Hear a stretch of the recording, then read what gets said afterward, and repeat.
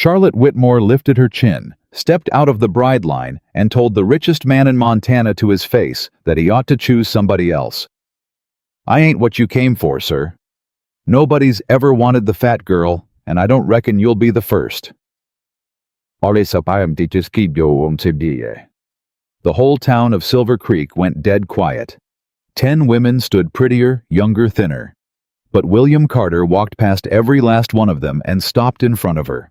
And what that lonely cowboy said next silenced a whole town for 20 years. If stories like this one warm your heart, take a moment right now and subscribe to the channel. Then stay with me all the way to the end because this one earns it. And do me a kindness, tell me in the comments what town you're watching from, so I can see just how far Charlotte's story has traveled. The summer of 1884 lay over Silver Creek like a wet wool blanket, and by 10 o'clock in the morning, the whole of Montana Territory seemed ready to catch fire. Charlotte Whitmore had been standing in that line for the better part of an hour, and not one of the 9 women beside her had said a single word to her. That was fine. She was used to it. "Stand up straight, all of you," the matchmaker called out. Her name was Mrs. Pennywell, and she'd shepherded these 10 girls all the way from a boarding house in St. Louis. "Mr. Carter will be here directly, and I won't have him thinking I brought him a batch of slouching farmhands." The girl to Charlotte's left, a slim thing with yellow curls named Priscilla, gave a soft laugh behind her gloved hand. "You'd best worry about yourself, Mrs. Pennywell," Priscilla said sweetly. "The rest of us don't have anything to be ashamed of." She didn't look at Charlotte when she said it. She didn't have to. Charlotte kept her eyes forward. She'd learned a long time ago that the trick to surviving a room full of people who despised her was to make herself very still, and to keep her breathing even, and to never not once let them see it land. "I heard he's got 1,000 head of cattle," whispered another girl farther down the line. "I heard 2,000. I heard he's handsome as sin and hasn't touched a woman since his wife died." "How'd she die?" "Fever, years back. They say he buried her himself up on the hill behind the house and hasn't so much as smiled since." "Then it's plain what he needs," Priscilla said, smoothing her skirts. "A young wife to make him forget. Somebody pretty enough to give a grievin' man a reason to climb out of bed of a mornin'." "You reckon you're that somebody?" another girl asked, half teasing, half jealous. "I reckon I've got a better claim than most standin' in this yard." Priscilla's eyes cut sideways just once toward Charlotte, and then away, as though glancing too long might be something a body could catch. "Some of us more 'n others." A ripple of laughter went down the line, soft, cruel. The kind of laughter Charlotte had heard in every schoolyard and every kitchen and every church social she'd ever stood at the edge of. "You'd best hush," murmured the girl nearest her, a mousy thing with freckles, who had at least the decency to look ashamed of herself. "Mrs. Pennywell'll hear." "Let her hear. She's the one let it into the wagon." Charlotte listened to all of it and said nothing. She wasn't here for 1,000 head of cattle. She wasn't here for a handsome man who hadn't smiled in years. She was here because a woman like her didn't get to be picky about how she got out of St. Louis, and this had been the only door that opened. "Ladies," Mrs. Pennywell hissed. "He's coming." Charlotte heard the horse before she saw the man. A slow, heavy walk, iron shoes on hard-packed dirt, no hurry in it at all. The kind of walk a man used when he owned the ground he was crossing and knew nobody was going to take it from him. Then the line went quiet, and William Carter rode into the yard. He was tall in the saddle, broad through the shoulders, dust on the brim of his hat, and more of it worked into the creases of his brown leather vest. His face was weathered, but not old dark stubble along a hard jaw, and his eyes Charlotte noticed. His eyes, even from 30 feet off, were the tired kind. The kind a person got from carrying something heavy for a very long time and never setting it down. He swung down off the horse without a word. He didn't look at the line right away. He looped the reins over the hitching post, slow and careful, like the horse deserved his attention more than the 10 women did. "Mr. Carter," Mrs. Pennywell said, hurrying forward with her hand out. "What an honor. I trust you received my letters. I've brought you the very finest young women St. Louis had to offer, every one of them of good character and sound." "Ma'am?" He touched the brim of his hat to her, and that one small word cut hers clean off. "Appreciate you comin' all this way." He turned toward the line. 9 of the 10 women straightened at once. 9 chins lifted. 9 smiles bloomed like it had been rehearsed, and maybe it had. Priscilla shifted her weight so the sun caught her curls just right. Charlotte didn't move. She looked down at her own hands folded over the worn cover of her mother's Bible, and she thought, let him pick one of them quick, so I can go find whatever comes next. William Carter started down the line. He stopped in front of Priscilla first. She smiled up at him with everything she had. "Good mornin', sir," she said. "I'm Priscilla Vance of the Charleston Vances. I can sew and sing and keep a fine table." He looked at her for a moment. Then he nodded polite and moved on. Priscilla's smile cracked at the corner. He stopped in front of the next girl, and the next, a word here, a nod there. He touched his hat to each of them, courteous as a Sunday preacher, and he moved on down the line, and Charlotte watched the smiles curdle one by one as it dawned on each of them that being looked at wasn't the same as being chosen. "He's taken his time," someone whispered. "He's savin' the best for last," Priscilla whispered back, though her voice had lost some of its sugar. Charlotte's stomach knotted because she was at the end of the line. She was always at the end of the line. And she knew the way she'd always known exactly how this went. He would reach her, and his eyes would drop to her body the way every set of eyes always did, and something in his face would go polite and cold, and he would move on to make his choice among the pretty ones behind her. She braced for it. She had a lifetime of practice bracing for it. William Carter reached the end of the line, and he stopped in front of Charlotte Whitmore. She waited for his eyes to drop. They didn't. He looked at her face, just her face, long enough that the silence around them started to feel like a held breath. "Ma'am," he said quietly. Charlotte lifted her chin. If he was going to say something cruel, she'd rather he said it to her eyes. "Sir." "You've got a name." "Charlotte." Her voice came out steadier than she felt. "Charlotte Whitmore." "Charlotte." He said it slow, like he was setting it somewhere safe. "You come all the way from St. Louis, same as the rest." "I did." "What for?" The question surprised her. Nobody ever asked her what for. She opened her mouth to give the easy answer, the polite answer, and instead the true one came out. "Because there wasn't anything left for me back there, sir. And I figured a hard life somewhere new beat a hopeless one somewhere old." Something moved behind his tired eyes. He was quiet a moment. Down the line, Priscilla let out a short, disbelieving laugh. "Sir, you can't be serious. You've hardly looked at the rest of us." William Carter didn't turn his head. He kept his eyes on Charlotte. "I've looked plenty, miss," he said. "I've been looked at plenty too in my time. Reckon I know the difference between a person looking at you and a person looking at your money." Charlotte's heart was pounding so hard she thought he must be able to hear it. "Mr. Carter." Mrs. Pennywell said, her voice climbing. "Perhaps you'd like a moment to reconsider. That is, some of the other young ladies are more suited to the physical demands of ranch life and—" "Ma'am." Again that touch of the hat again, the quiet word that closed a door. "You askin' me if I can see?" "I know of course not, I only, because I can see just fine." He said it plain, not loud, not angry, just plain the way a man states a fact that isn't up for argument. "I can see there's 10 women standin' in my yard, and 9 of 'em looked at me like I was a bank they'd like to rob, and one of 'em told me she came here 'cause she'd rather work hard for something than starve easy for nothing." He nodded once toward Charlotte. "That last one's the only honest thing that's happened to me all morning." Charlotte's breath caught. "Sir?" she said, and to her horror, her voice wobbled. She steadied it. "I think you ought to know what you're choosing. I've never been what men come looking for. I've been passed over more times than I can count. If you pick me to be kind or to prove some point to these people, I'd rather you didn't. I've had my fill of being somebody's charity." The whole yard had gone silent. Even the horses seemed to hold still. William Carter looked at her for a long, long moment. "Charity," he said, and there was something almost like a smile at the very edge of it, though it didn't quite make it all the way. Ma'am, I own the biggest ranch in this territory.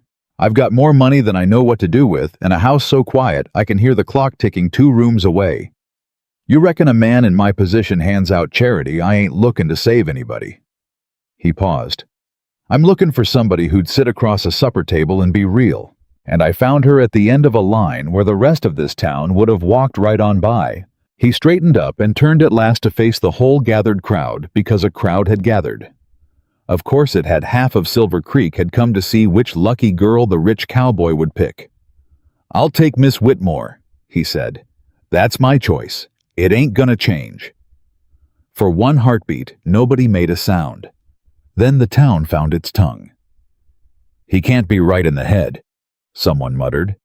"Passed over the Vance girl for that. Fever must have cooked his brain along with his poor wife." Charlotte heard every word. She always heard every word. And she felt the old familiar heat crawl up her neck, the shame that never belonged to her, but that she carried anyway, because the world had spent 25 years telling her it was hers to carry. But William Carter heard it too. He turned his head slow toward the loudest of them, a heavy-set man in a good coat, standing near the front with a gold watch chain across his belly and a smirk he hadn't bothered to hide. "You got something to say, Mayor Dunn?" William asked. "Say it to me then, not to the lady." The mayor's smirk faltered. "Now, William, I only meant a man of your standing. Why, you could have your pick of—" "I did have my pick," William said. "You watched me take it. But surely you'd want a wife the town could be. That reflects well on." "On what?" And now for the first time there was iron in the cowboy's voice. Not loud. Iron didn't need to be loud. "On you, Mayor. You want a pretty wife on my arm so the town looks a certain way when folks ride through. That the wife you're after, 'cause it sounds to me like you'd like me to marry your reputation." He shook his head. "I already buried one wife. I don't care to spend the rest of my life married to your opinion."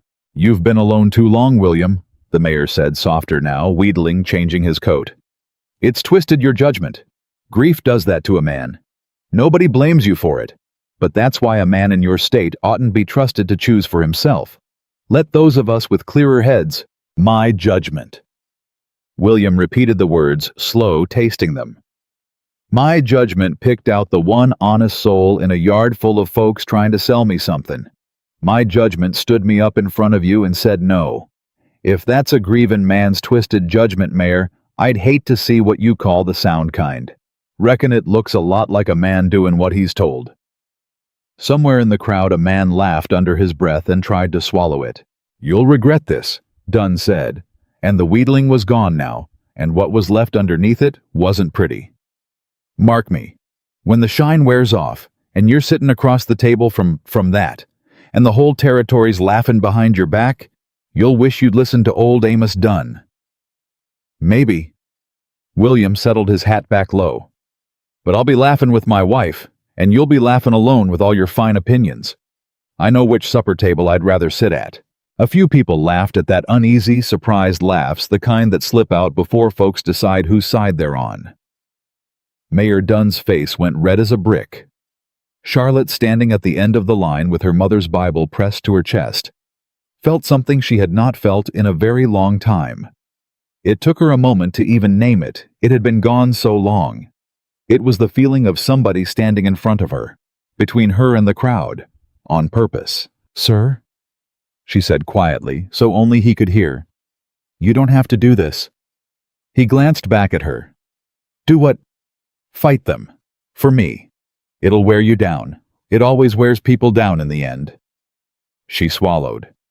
"That's usually when they start to see me the way everyone else does." William Carter looked at her, and this time the smile made it all the way to his eyes, tired as they were. "Ma'am," he said, "I've been fighting this town my whole life over one thing or another. Cattle prices, water rights, whether a man's allowed to grieve his wife more 'n a year without folks calling him strange." He shrugged one broad shoulder. "You'd be the first thing I ever fought him over that was worth the trouble." Charlotte didn't have an answer for that. In 25 years, nobody had ever left her without an answer by being kind. Mrs. Pennywell was fussing with her papers, clearly trying to salvage something. Well then, If Mr. Carter is quite certain the arrangement does call for a proper ceremony, of course, and I'll need signatures and—" "We'll do it right," William said. "Preacher Hollis still keeping the church up the road." "Yes, Mr. Carter, but—" "Then we'll go see him. Today, if the lady's willin'." He turned back to Charlotte, and here for the first time a flicker of uncertainty crossed his weathered face, like it had just occurred to him that he'd been deciding a great many things without asking the one person they were about. "If you're willin', Miss Whitmore, I've been talking at you like your say don't count. It counts. You can turn around and get back in that wagon, and I'll pay your way anywhere you'd care to go. No hard feelin's, and this town can go on wonderin' about me till the day I die." He paused. "But I'd rather you stayed." Bleh. The other 9 women were staring at her now, Priscilla with open contempt. The others with something closer to bewilderment, as though the natural order of the world had tipped sideways and spilled all of them out of the places they'd been so sure they'd occupy. Charlotte thought about St. Louis, about the boarding house and the families she'd worked for who'd let her go the moment a slimmer, prettier girl came asking after the position.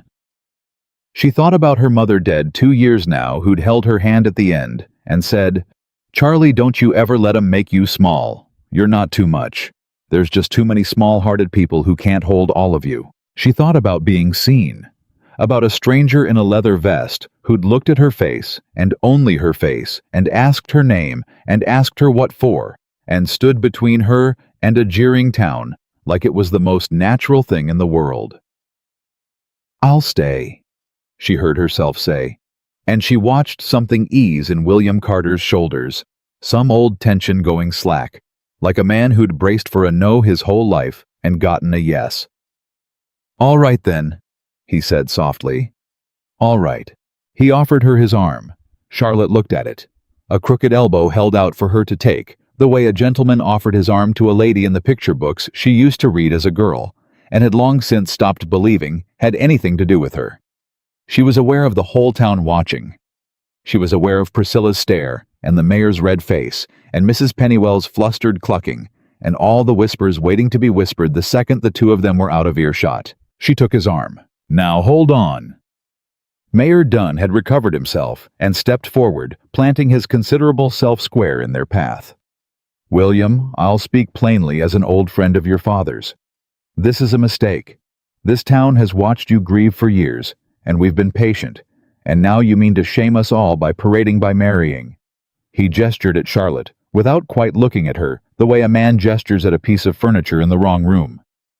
"By marrying her, what'll people say when they ride through and see the great William Carter took the leftover?" Charlotte felt William's arm go rigid beneath her hand, but before he could speak, she did. "Mayor Dunn, is it?" Her voice came out clear, clearer than she'd expected. 25 years of swallowing it had left her apparently with a great deal of it stored up. The mayor blinked as though the furniture had spoken. Yes. You've called me a leftover twice now." She held his eyes. "And a mistake once, and you did it standing 3 feet from me, like I was too simple to understand English or too far beneath you to be owed the courtesy of hearing it from further off." She tilted her head. "I've been called worse, sir, by better men than you, but I've noticed something standing here this last little while. And what," the mayor said stiffly, "is that you're a great deal more worried about what folks'll say than Mr. Carter is." Charlotte let that sit a moment. A man who's certain of himself doesn't spend his mornings fretting over strangers riding through. Only a man who isn't sure of much does that. So I'll wager it's not really me you're afraid of, it's them. She nodded at the crowd. "And what they'd think of you if you didn't put me in my place. Well." She patted William's arm gently and looked up at the cowboy beside her. "I don't reckon I'm the one who needs putting anywhere. I've got somewhere to be." The crowd had gone very, very quiet, and then from somewhere in the back, a single person began to clap. Just one pair of hands. Slow. An old woman in a gray shawl, her face creased with years clapping, like she'd waited a long time to see somebody say a true thing to Mayor Dunn's face. The mayor's mouth opened and closed. No words came out. He stepped aside. William Carter looked down at Charlotte, and there was something new in his face now. Not just kindness and not just relief. Something closer to wonder. "Miss Whitmore," he said, "I believe you might be the most dangerous thing to happen to this town in 20 years. Only to the parts of it that had it comin'," Charlotte said. And for the first time, in longer than either of them could rightly remember, William Carter laughed. A real one, cracked and rusty from disuse, like a gate that hadn't swung in years, finally giving way. He led her toward the little white church up the road, and the town parted to let them pass, and the whispers followed. Of course, the whispers followed, they always did. But Charlotte found walking on the arm of a man who'd chosen her in front of everyone, that for the first time in her life, the whispers seemed to be walking behind her instead of ahead. The church was small and plain, and smelled of old wood and beeswax candles.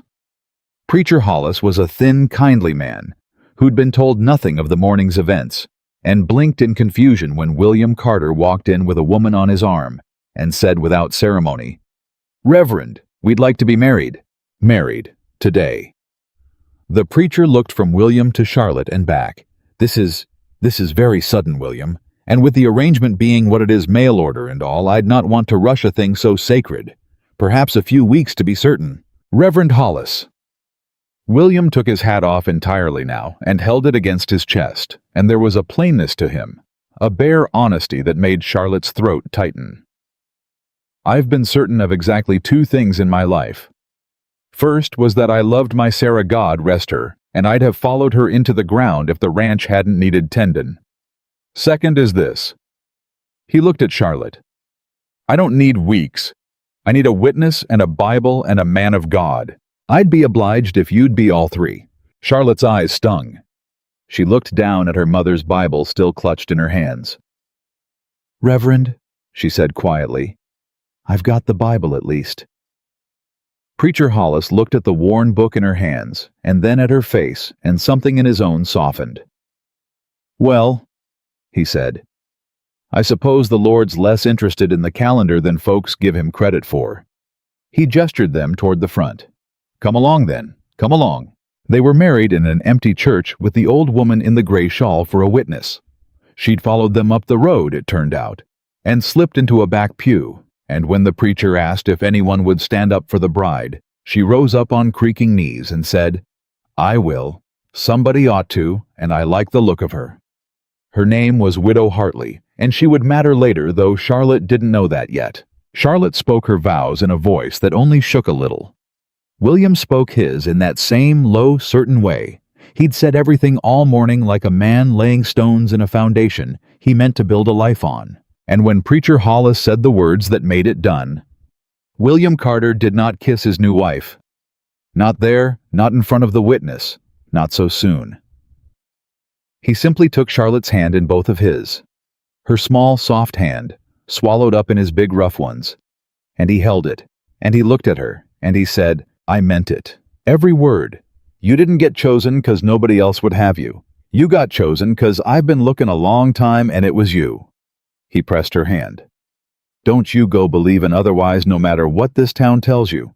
And it'll try to tell you. Folks like Dunn, they can't abide a person findin' happiness they didn't hand out themselves." Charlotte looked in their joined hands. At the plain gold band he'd produced from his vest pocket, his mother's, he'd said quietly, and it fit her finger like it had been waiting. "Mr. Carter," she began. "William," he said. "You're my wife now. Reckon you've earned my Christian name. William." She tried it out and found she liked the weight of it. "I don't know how to do this. Be a wife. Be anybody's, let alone yours. I've spent so long making myself small and quiet so folks wouldn't notice me and find new ways to be cruel about it. I don't know how to be looked at. Not the way you looked at me back there." William Carter nodded slowly, like this was a serious thing she'd said and deserved a serious answer. "Then we'll learn it together," he said. "I don't rightly know how to be looked at anymore either. Not since Sarah. I've spent 5 years being the sad rich man folks felt sorry for, Or the sad rich man folks wanted something from, and I got so I couldn't tell one kind of stare from another. Maybe that's why I saw you clear." He gave a small, crooked smile. Two people who forgot how to be seen. Reckon we're a matched set. Outside the little church, Silver Creek buzzed like a kicked hive. Word was already spreading from the mercantile to the saloon to the far edges of every ranch in the valley. William Carter had passed over 9 beautiful women, and married the fat girl at the end of the line, and stood down Mayor Dunn to do it. And nobody could say why. They'd find out why in the end. The whole town would. But that would take time and heartbreak, and a reckoning none of them saw coming. For now there was only a small white church and an old woman in a gray shawl wiping her eyes in the back pew, and a preacher closing his good Bible, and a cowboy helping his new wife up into his wagon with a hand at her elbow like she was made of something precious. "Where are we going?" Charlotte asked as he took up the reins. "Home," William said. They rode a while in silence, the town falling away behind them, the country opening up ahead. Charlotte sat with her hands folded over the Bible and the new ring warm on her finger, and tried to make sense of a morning that had turned her whole life over like a wagon in a ditch. "Can I ask you something?" she said at last. "You're my wife. You can ask me anything you please." "Why me?" She heard the smallness in her own voice and hated it, but she asked it anyway because she had to know, because a lifetime of hard experience had taught her that there was always a catch, always a reason, always some cruel joke waiting at the bottom of any kindness pointed her way. "And don't tell me it's 'cause I was honest. There's honest women all over this territory. You could have had your pick and everyone knew it, so why me standing at the end of a line, the one nobody wanted?" William was quiet a long moment. The horse's hooves kept their slow, even time. "When Sarah got sick," he said finally, "the whole town came around. Casseroles, kind words, ladies sitting with her so I could tend the stock. And I was grateful, I truly was." He kept his eyes on the road. "But I noticed something those last weeks. They looked at her different once she got thin and gray and couldn't hardly lift her head off the pillow. They still called her pretty, but they didn't mean her. They meant the memory of her, the picture on the mantel. They loved the version of my wife that was easy to love." His jaw worked, and she knew it. She said to me once near the end, "Will, they don't see me anymore. They see a sick woman they'll miss. But you—" She squeezed his hand. He said, weak as a kitten, "You still see me." Charlotte's eyes filled. "So that's what I went looking for," William went on. "Not a face. Faces change. Sickness takes 'em years, take 'em, grief takes 'em. I went looking for whatever it was Sarah had that made a man want to keep seeing her even when she wasn't pretty anymore." He turned and looked at Charlotte, then full on. "And I found it standing at the end of a line telling me not to pick her out of pity. A woman who'd been given every reason in the world to beg and didn't. Who told the richest man in Montana to choose somebody else because she'd sooner be alone than be somebody's charity?" He faced the road again. "That's not a thing you can see with your eyes, Charlotte. That's a thing you feel, and I felt it clear as a church bell the second you opened your mouth." Charlotte didn't trust her voice. She looked out at the green and gold country rolling past and let a single tear track down her cheek, and she didn't bother to hide it because there was nobody left to hide it from. "My mother used to say something like that," she managed. "She said the world would only ever measure me one way, and I'd have to learn to measure myself another, or I'd shrink down to nothing, trying to be small enough to please folks who'd never be pleased." She wiped her cheek. "I always thought it was just something a mother says to a homely daughter, something to make the hurt smaller." "Weren't homely," William said. "You didn't know me at 10 years old when the other children. Don't need to. Knew you at 10 o'clock this morning and there wasn't a homely thing about you." He said it flat like a fact about the weather. "You want to talk about homely, we can talk about Amos Dunn's soul. Now there's an ugly thing. But you—" He shook his head once. "No, ma'am. And despite everything, despite the whispers and the mayor and 25 years of learning to expect the worst," Charlotte laughed. It surprised her, coming out of her like that, bright and unguarded, a sound she hardly recognized as her own. William glanced over at the sound of it, and something in his tired face lifted like a man who'd found a spring in dry country. "There," he said quietly. "That's a fine thing. Don't believe I've heard it before." "Heard what? You laugh." He faced forward again, but the corner of his mouth stayed turned up. "Reckon I'd like to arrange to hear it more."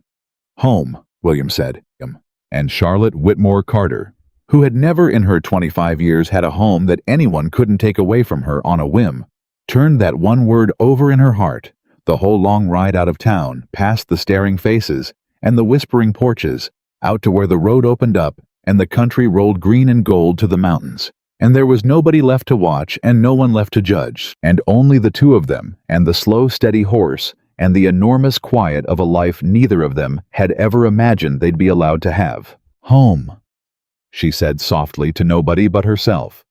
And she found, to her great surprise, that she believed it. The Carter ranch came up on them slow, and when Charlotte first saw the house, she went quiet, because it was bigger than any home she'd ever set foot in, and something in her chest tightened at the thought of a woman like her walking through its front door like she belonged. "It's too much," she said before she could stop herself. "What is—" "The house, the land, all of it." She shook her head. "I know how to scrub floors, William. I don't know how to be mistress of something like this. Folks like me don't end up in houses like that. We end up cleaning them." William reined the horse in and looked at her. "You keep saying folks like you," he said, "like there's a whole herd of you branded and sorted somewhere. There ain't. There's just you, and you can end up wherever you've got the sand to stand." Before she could answer, a man came around the side of the barn, big through the chest gray in the mustache. A rope coiled over one shoulder and stopped dead when he saw who was sitting up beside his boss. "Boone," William said. "This is my wife, Mrs. Carter, Charlotte." Boone didn't say a word for a full 3 seconds. Charlotte felt every one of them. Then the old cowhand took his hat clean off, held it against his chest, and dipped his head. "Ma'am, welcome home." 2 words. Welcome home. And Charlotte, who had braced for a sneer, had to look away fast toward the mountains so the man wouldn't see what those 2 words did to her. But there was another hand standing back by the corral who did not take his hat off. Younger, lean, a slick, watchful look about him. He leaned on the fence rail and let his eyes go up and down Charlotte once slow, and then he spat in the dirt and turned back to his work. "Who's that one?" Charlotte asked quietly as William helped her down. "Colton. Hired him on last spring." William's voice had cooled a degree. "Good hand with horses. We'll leave it there." "You don't trust him." William gave her a sideways look. "Married you 3 hours, and you're already reading me." "I've spent my whole life reading people," Charlotte said. "It's how a body knows which room to leave before it turns ugly." She watched Colton's back. "That one's already turned. He just hasn't shown you yet." William didn't argue with her. That she'd learn was one of the ways he said he'd heard. She crossed the yard toward the corral herself before William could stop her, because a lifetime had taught her the worst thing you could do with a man like Colton was let him think you were afraid to walk up to him.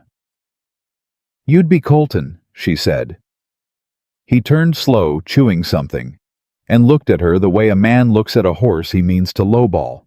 "Ma'am, you didn't take your hat off." "Didn't figure I had to." "You don't." Charlotte held his eyes. "I only wanted to know what kind of man I was dealing with, and now I do. A man tells you everything you need to know in the first thing he decides not to do."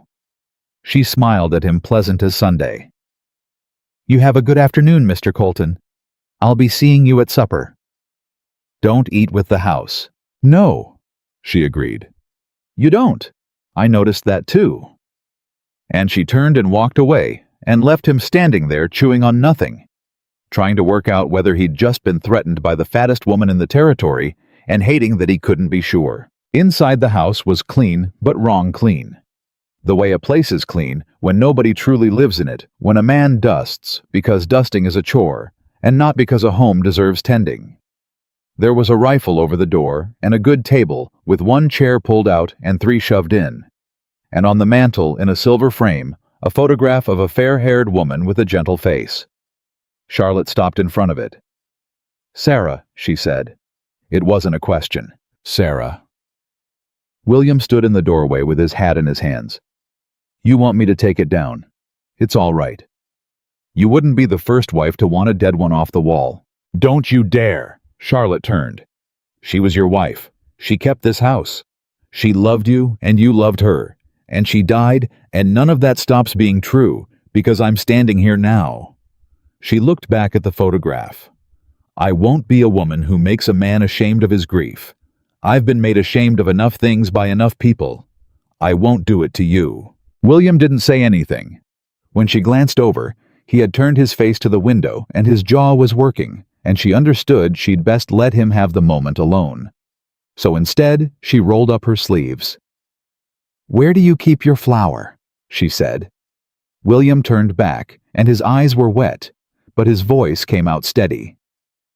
"Ma'am, flour, lard, whatever passes for a larder in this sad, quiet house." She tied her apron. "You said it was so quiet you could hear the clock 2 rooms over." "Well, a house gets quiet like that when nobody's cooked in it in a while. I aim to fix that tonight, and I'll need to know where a woman finds a skillet in this territory." And that was the first night. Charlotte Whitmore Carter cooked in a kitchen that hadn't smelled of anything but dust in 5 years, and William sat at his own table in the chair that had been pulled out all that time, waiting, she realized, waiting for somebody to fill the ones beside it. And when she set the plate down in front of him, he looked at it a long moment before he ate. "Sarah used to hum," he said suddenly, "when she cooked, some hymn. Couldn't never carry it right, but she'd hum it anyhow." Charlotte sat down across from him. "You want me to hum?" "No." He picked up his fork. "I want you to be you. I've had enough of living with the ghost of what a house used to sound like."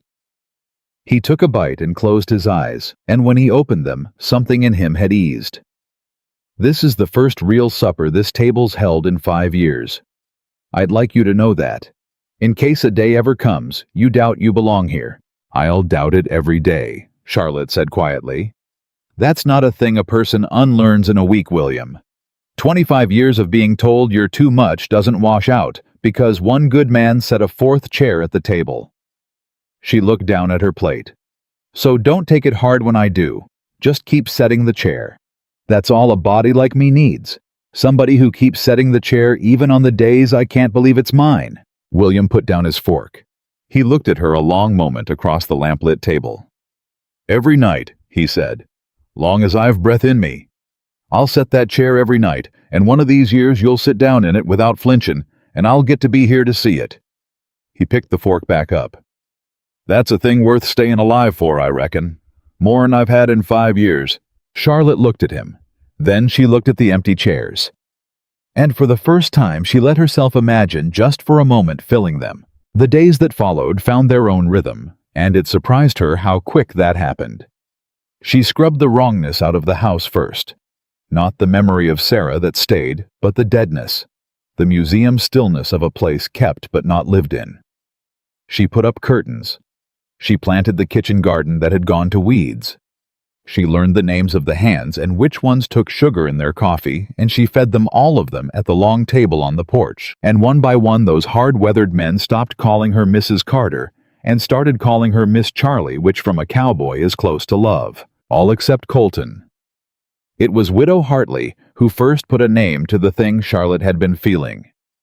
The old woman came out to the ranch on the 8th day driving her own little cart, and when Charlotte came out to meet her, she climbed down without waiting for help, and looked her up and down, and nodded once satisfied. "You've put curtains up," the widow said. "Good. A house without curtains is a house waiting on a coffin. This place has been waiting on one for 5 years. She let Charlotte take her arm up the porch steps. "Now sit me down and give me coffee, and tell me true, is he good to you?" "He is," Charlotte said. "Better than I know how to hold. Course he is. Carters were always the best of a bad lot in this valley." The old woman settled into a chair. Which is why I drove all the way out here on these ruined knees, girl, so hear me. You stood up to Amos Dunn in front of the whole town. You made him small in front of the people he needs to feel big in front of. And I know that man. Knew his mother God, rest the poor woman. Amos Dunn has never in 60 years forgiven a single soul who made him look a fool. He smiles, and he waits, and he comes at you sideways, months later from a direction you forgot to guard. She fixed Charlotte with a hard old eye. So don't you let this quiet fool you. It ain't peace. It's the top of a hill before the wagon rolls. Charlotte felt the truth of it settle in her stomach like a cold stone. Why are you telling me this? Because 40 years ago I was a big plain girl nobody wanted, and a good man saw me anyhow, and this town spent our whole marriage trying to make me sorry for it. The widow's voice cracked just slightly. I clapped for you in that yard, Charlotte Carter, because 40 years too late somebody finally got to do the thing I never had the sand to do. Don't you let them take it. You hear me? Whatever's coming and something's coming, don't you dare let them make you sorry. Charlotte reached over and took the old woman's papery hand. I won't, she said. I promise you I won't. She meant it. And she'd have cause to remember she'd promised it before the summer was through. You ever notice, she said to William one evening, that Colton never eats at the table? He keeps to himself. No. Charlotte set down the mending. A man who keeps to himself eats fast and leaves. Colton doesn't eat with us because he doesn't want to look me in the eye while he does it. That's a different thing. That's a man with something to hide. Charlie, how many head did you count in the north pasture last week? William stopped. What? You said 40. Boone said 40. Colton wrote 32 in the tally book. She held up the leather ledger she'd been keeping the household accounts in, and beside it, another worn with columns of figures in a cramped hand. I've been keeping your books, William, because somebody ought to, and the numbers don't add. They haven't added for a while. Somebody's been shaving cattle off your count a few at a time slow enough you'd never feel it. And the man holding the pencil is the one who won't eat at your table. William came and stood over the book. He was quiet a long time. You're certain, he said. I'm certain the numbers are wrong. I'm certain Colton wrote them. What I'm not certain of is whether he's stupid or whether he's got somebody buying the ones that go missing. She closed the book. And I'd put my last dollar. It's not stupid. Boone's watched that man for a year and never caught a thing. Boone counts cattle. I count columns. It's a different eye. Charlotte tapped the page. A thief who steals with his hands gets caught by a man who watches hands. A thief who steals with a pencil only gets caught by somebody who reads. Colton's been safe on this ranch a whole year for the same reason he thinks he's safe from me. He looked at the men around him and reckoned none of them could read a ledger better than he could lie in one. She looked up. He reckoned wrong the day you brought me home. That was the first crack. Charlotte felt it open under the whole quiet, careful peace they'd been building, and she knew the way she always knew that ugly was coming to their door. It came 4 days later, and it did not come from Colton. It came from town. A rider she didn't recognize came up the road at a lope kicking dust, and reined in hard by the porch where Charlotte was shelling peas. He didn't tip his hat. He didn't ask her name. This the Carter place? It is. Got a paper for Carter. Where is he? You can leave it with me. I'm his wife. The rider laughed a short, ugly sound and looked her over. You're the one then? The one Carter, huh? He shook his head. The whole town's right. He has gone soft in the head. Charlotte set down the bowl of peas very carefully. You've got a paper, she said.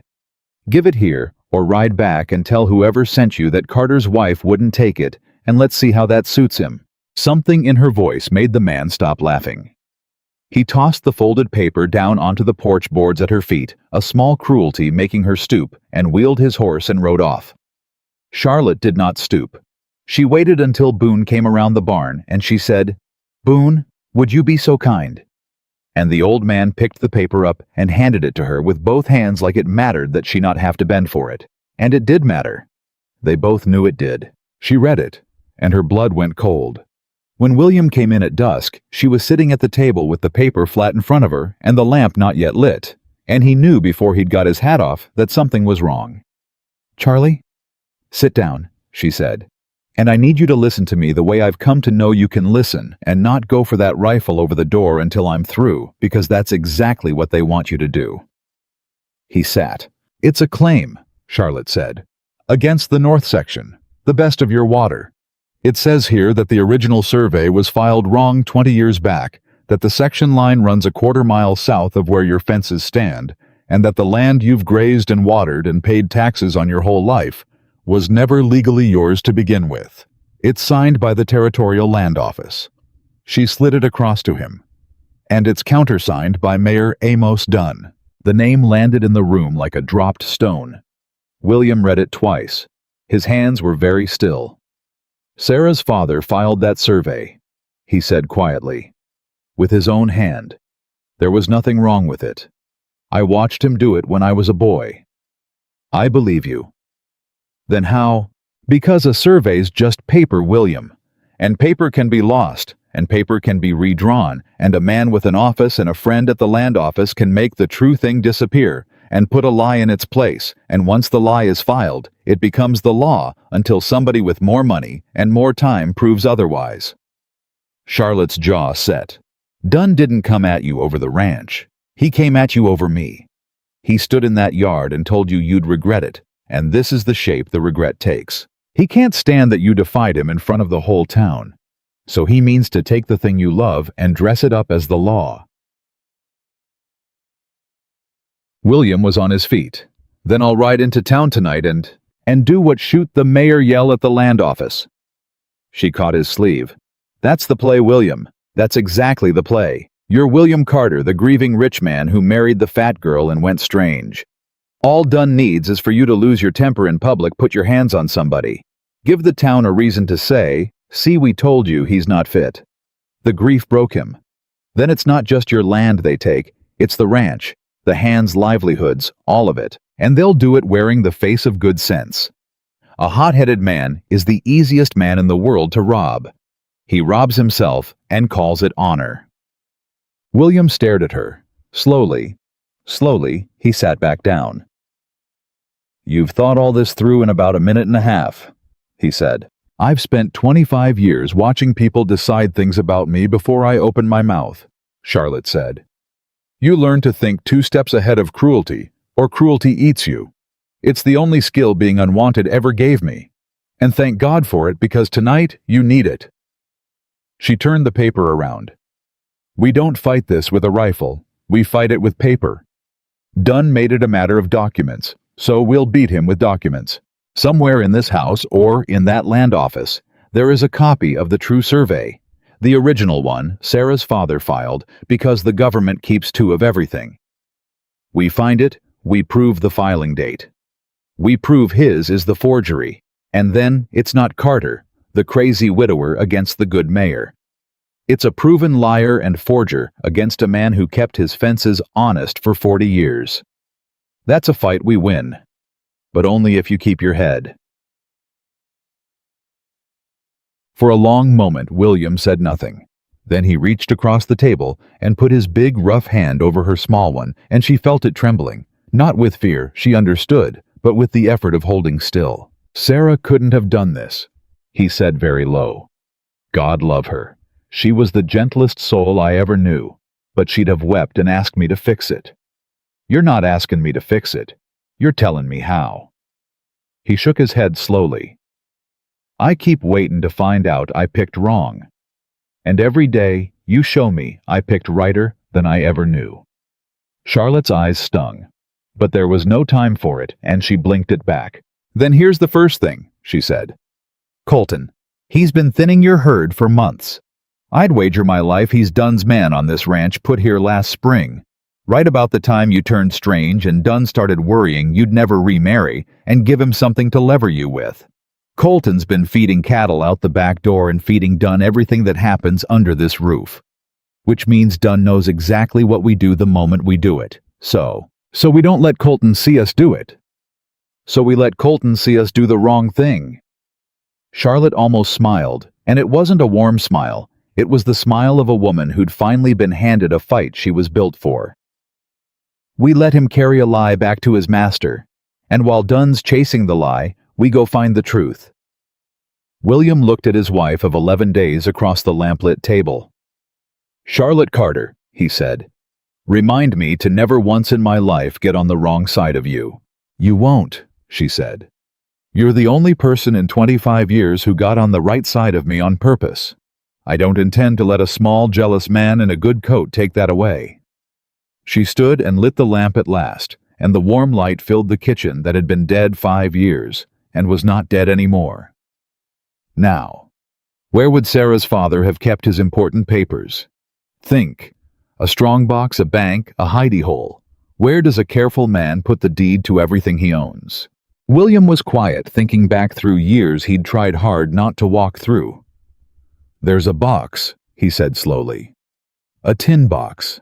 Sarah kept it. After she passed, I couldn't. I never opened it. Couldn't bring myself to. It's still up in the—" His voice caught. "It's still in her trunk. Up in the room I don't go in." Charlotte crossed the kitchen and took both his hands. "Then tonight," she said gently, "you're going to go in, and I'll go with you if you'll have me. Because whatever's in that box, William, it's not just your salvation. It might be the last true gift Sarah's father ever left you, and I think it's high time somebody in this house stopped being afraid of the rooms the dead used to fill." William looked at her for a long moment. Then he stood and picked up the lamp and held out his other hand to her. "All right?" he said. His voice was rough. "All right. But not because of the box, or Dunn, or the land." He looked at her. "Because you'll be next to me. And I reckon there's no room in this house, nor this life I couldn't walk into now, long as you're the one holding the light on the other side of it." They climbed the stairs together. And behind them, out past the corral, where the dark had come down, thick a lean figure sat his horse very still, watching the lamp move up through the windows of the house. Colton, who had seen the rider come and seen the paper handed over, and who meant to be in town by midnight with a good long story to tell the man who paid him. He did not know that the woman he'd spat in the dirt to insult had already counted him and weighed him and set him squarely in the middle of a trap with his own name on it. He thought he was the one doing the watching. He was about to learn what half the town would learn before the summer was out, that the heaviest woman in the bride line had the sharpest mind in the territory, and that William Carter, whatever the fools believed, had not chosen wrong. Up in the room he had not entered in 5 years, William set the lamp on the dresser with a shaking hand, and Charlotte knelt at the old trunk and lifted the lid, and the smell of cedar and lavender and long-kept grief rose up into the room.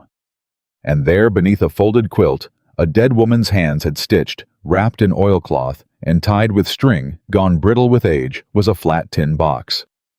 Charlotte lifted it out and held it in both hands and looked up at her husband. "Are you ready?" she asked. William looked at the box, then at her face in the lamplight. "No," he said honestly, "but I'm ready if you're beside me. Open it, Charlie." And she did. Inside the tin box, wrapped in a square of yellowed muslin, lay a folded government survey with a red wax seal, and beneath it, a letter in a firm old hand, and Charlotte's breath left her when she saw the date on the survey. "This is it," she whispered. "William, this is the true one. Filed and sealed 20 years back, 3 years before the date Dunn's forgery claims. His paper says the survey was corrected in 1867. This one's stamped 1864 and sealed by the territorial office. You can't correct a survey 3 years before it was ever drawn." She looked up, eyes shining. He got greedy with his lie. He wrote a date that this paper makes impossible. But William wasn't looking at the survey. He was looking at the letter. He had gone very pale. "That's Ezra's hand," he said. "Sarah's father. Read it. I can't read it to me, Charlie." Charlotte read it. And what she read turned her cold, and then it turned her fierce. "To whoever reads this after I'm gone," she read.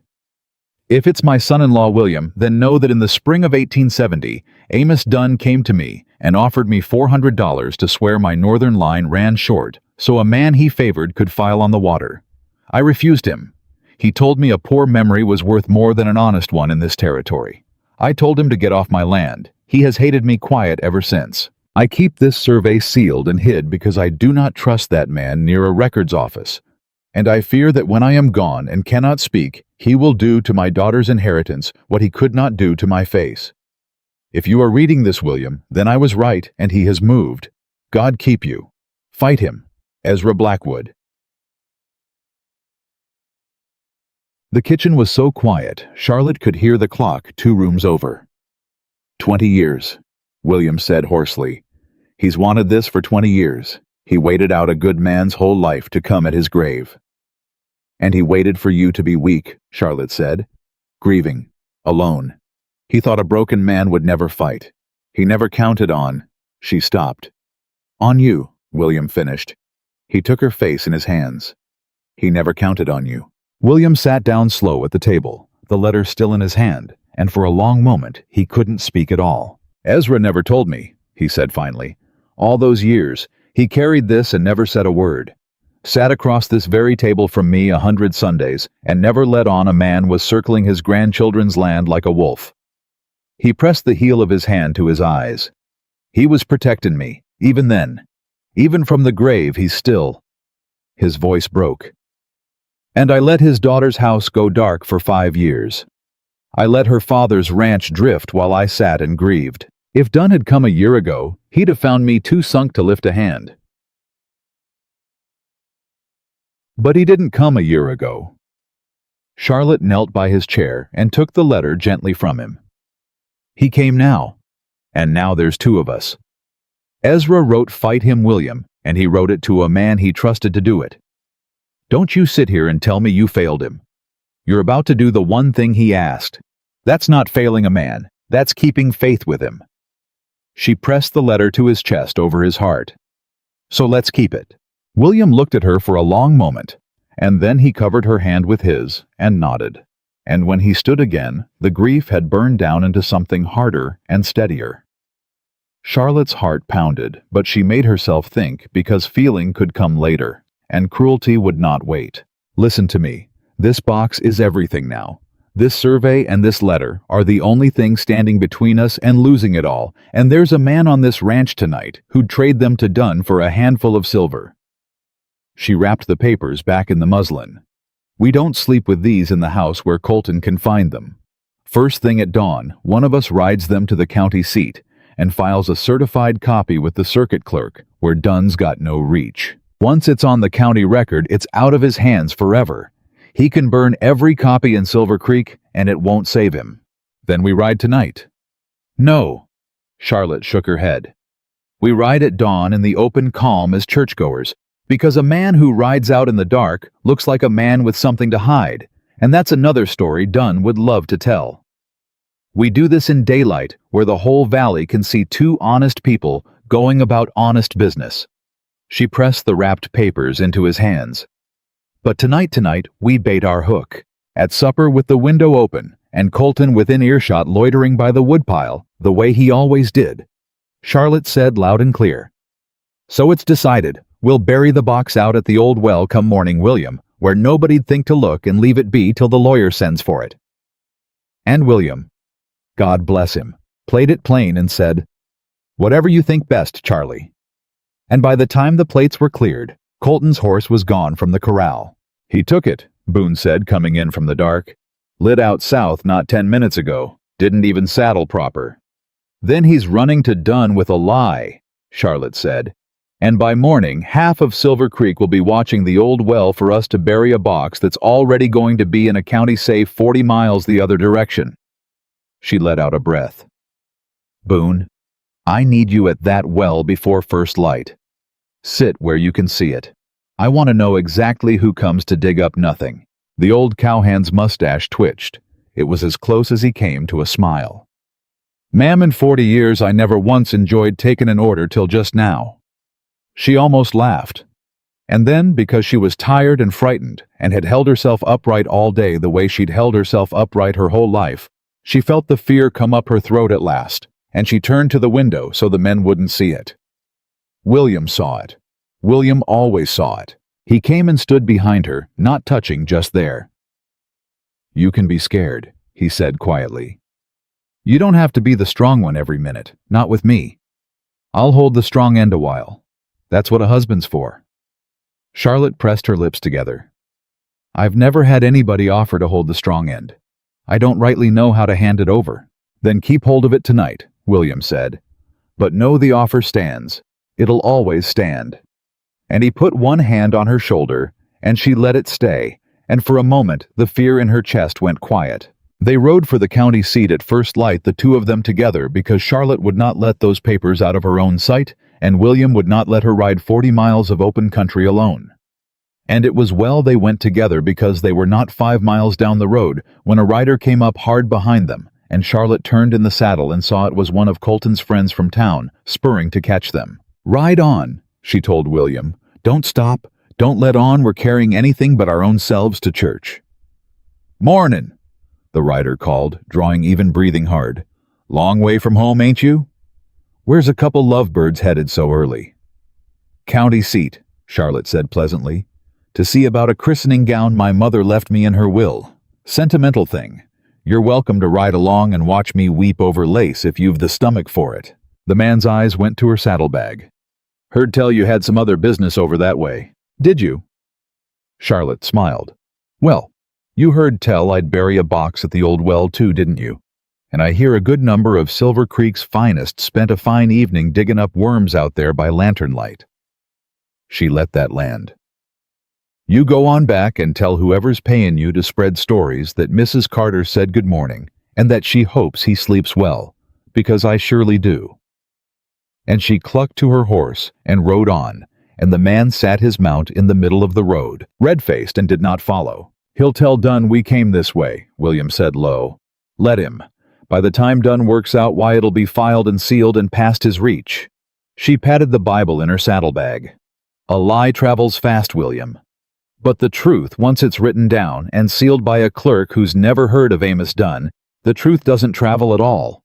It just sits there being true where he can't touch it forever." They filed the certified copy that afternoon before a county clerk who stamped it, sealed it, and wrote it into a great leather book without once looking up at Charlotte's face, which was, Charlotte thought, the first blessed hour in her whole life that a stranger's eyes had not gone to her body first. In the eyes of the county record, she was not a fat woman or a plain one. She was Mrs. Charlotte Carter, and her business was in order, and that was all. She kept the receipt folded in her mother's Bible the whole ride home, touching it now and again like a talisman. But the quiet did not last. It broke 3 days later, and it broke in town in front of everyone exactly the way Charlotte had feared it would. They had done everything right. The certified copy was filed in the county seat, sealed, and recorded beyond Dunn's reach. Charlotte had the receipt folded in her Bible. By every measure of law and reason, they had already won. And Amos Dunn, who had waited 20 years and would not be beaten by a fat woman with a filing receipt, changed the game the only way a losing man can. He stopped fighting about the land. He started fighting about her. It began at the church social, which Charlotte had not wanted to attend, and William had insisted on, because he said, "We hide from this town one Sunday, and we hand 'em the story that we're ashamed. We are not ashamed, so we go, and we hold our heads up, and we let 'em choke on it." And she had loved him so much in that moment, she'd put on her good dress and gone. They had been there an hour when Dunn stood up on the church steps and called for the town's attention. "Friends," he said, warm as a snake in the sun, "I won't spoil the fellowship, but some of you have asked me private whether it's true what's said about the Carter place, and I'll not lie to good people. There's a claim on that land, a legal question about the survey. And I know William's a proud man, and grieving still, God help him, so I'll only say this.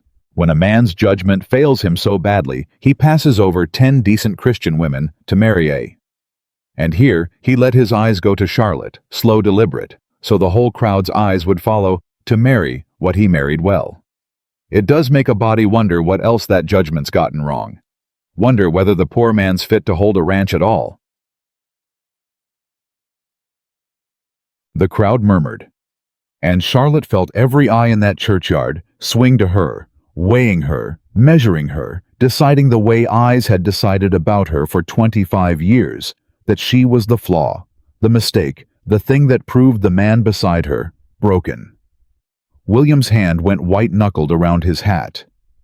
"Amos," he started, and his voice had the dangerous edge in it, the very edge Charlotte had warned him about, the edge that would hand done the whole game.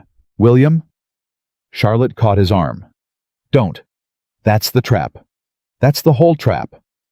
A woman near the front, one of the church ladies, a Mrs. Fletcher with a face like a closed purse, leaned to her neighbor and said, not quite quiet enough, "Well, you can't argue with the man. You've only to look at her to know something's wrong with the poor fellow's mind." And a few people laughed. That low, easy churchyard laugh. The one Charlotte had heard her whole life. But not everyone laughed. At the edge of the crowd, Widow Hartley planted her cane and pushed herself upright, and her old voice cut across the yard like a blade. "Amos Dunn, I knew your mother, and she'd have taken a switch to you for what you just said on the steps of the Lord's own house. There's not a soul in this valley eats better or gets treated kinder since that girl came to the Carter place. You call that madness. Then I pray to God the sickness spreads." The laughter died. But it didn't turn. Charlotte saw that clearly the town wasn't with Dunn exactly, but it wasn't with her either. It was doing what towns do. It was waiting to see who won before it decided what it had always believed. But something had cracked in her too. Because she had believed foolishly, she saw now that if she was good enough and clever enough and won cleanly enough, that the town might one day look at her and see a wife. And she understood, standing in that churchyard, with 100 faces turned against her, that they never would. That she could save the ranch and still cost William everything, because as long as she was beside him, this town would call him broken and hunt him and never, ever stop. She got through the social. She smiled. She held her head up the way he'd asked. And she came home and she waited until the house was dark, and then she took down her carpet bag. William found her packing. "Charlie." He stood in the doorway. "What in God's name are you doing?" "I'm doing the only sum that adds up." Her voice was steady, and that was the worst of it, how steady it was. "You heard him today. As long as I'm here, he's got a stick to beat you with. Fit to hold a ranch, he said. He'll say it to the circuit judge, William. He'll say it to the land office. The married the fat girl and went strange story. It's the whole of his case now, and I am the story. Take me away and you take away his last card. You keep the land. You keep your good name. You marry some quiet, plain woman this town approves of, and in 5 years nobody remembers I was ever." "Stop." William's voice cracked like a whip. "Stop it. Don't you finish that sentence. It's the truth." "It is not the truth. It's the oldest lie you know, and you learned it so young you can't tell it from your own bones." He crossed the room. "You think you're saving me. You're not. You're doing the thing every cruel soul who ever met you spent your whole life training you to do. You're leaving before they can throw you out. You're calling it my sake, but it ain't for my sake, Charlotte, and I think somewhere in you, you know it. Don't." Her hands shook on the carpet bag. "Don't you dare. Then hear me." He took the bag from her hands and set it down. "You want to know the one true thing in all of this? Amos Dunn didn't put a single doubt in my head today. Not one. The whole town could turn out and swear I was mad, and it wouldn't move me an inch, because I know what I know.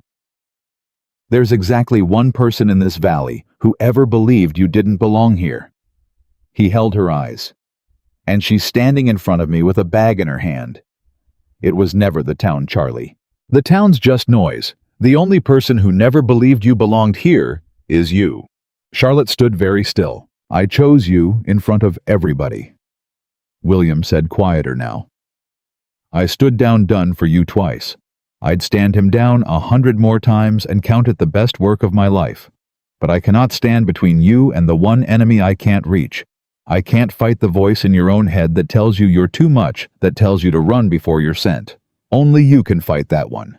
And if you walk out that door tonight, it won't be Dunn that beat us." His voice went rough. "It'll be that voice. It'll have finally won. And I'll have lost you to it, same as I lost Sarah to the fever, to a thing I'd have died to fight and never got the chance to." Charlotte's face crumpled. 25 years of holding herself upright, and it went all at once. "I don't know how to stay," she wept. "William, I don't know how. Every single time I've let myself believe I belonged somewhere, they've made me pay for it.